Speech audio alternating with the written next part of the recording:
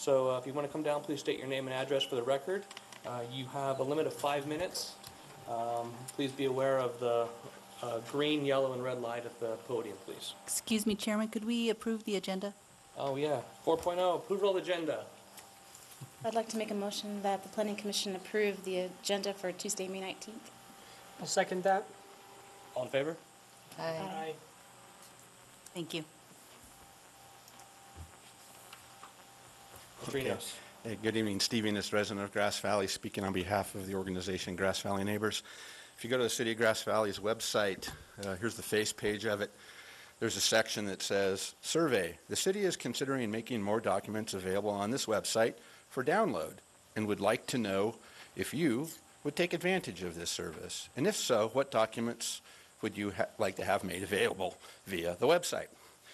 And it has, you can check some marks, address maps, as-built, drainage plans, sewer maps, water maps, and other.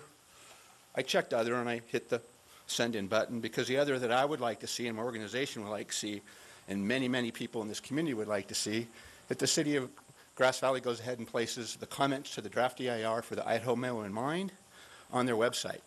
If you go to the city's website and pull up the section Idaho Mail in Mind, this list of document files comes up. It's pretty big. I used really little small type, so it'd be small. These are all documents relative to the Master Environmental Assessment, the draft EIR, and the environmental review of the Idaho Maryland Mine Project. But what's not here are the public comments, which include state agency and government comments like Air Resources and the Bureau of Mining and Reclamation in the state of California and how they feel about the draft EIR. None of those comments are available on the city's website. If you go down to the bottom of the page, you can see there's a little link and it says additional information. And there's additional information. There's a link there to the M Gold Corporation's public relations site for their mine. Now, ClaimGV, which has a website, claimgv.org, is a group that's trying to get information out about the mine. So they came to the city after the process closed for the comments, got a disc, got all the comments, sorted them all out, and put them up on their website at claimgv.org. And the city is still yet to go ahead and do that. And in fact, ClaimGV has offered the sorted discs that they did with all the files to the city to go ahead and streamline the process so the city can then go ahead and load them on their website and make them available with all this other information. It hasn't taken place. At the very least, the city could go ahead and do what they've done for the M Gold Corporation's public relations website and put the ClaimGV website link right next to it and say, you know what, we're not going to go ahead and put up the comments to the draft EIR and make them available to the public via the internet, but you can go down Monday through Thursday because City Hall is closed on Fridays. You can come down between 8 and 5, Monday through Thursday, and you can go ahead and either read the paper documents of all the comments, or you can go ahead and get a disc, which is cool, and you can take the disc home and you can go ahead and view them. So I can come down and get a disc with the electronic files on them, but I can't go to the website to go ahead and do it. And the city is actually asking us in an opinion poll what information we would like to see on the community's website. It's like, just seems a little paradoxical to me that you're running a survey asking and then not providing it at the same time on what is probably the most controversial and important project the city's probably going to see in our lifetimes for so many different reasons.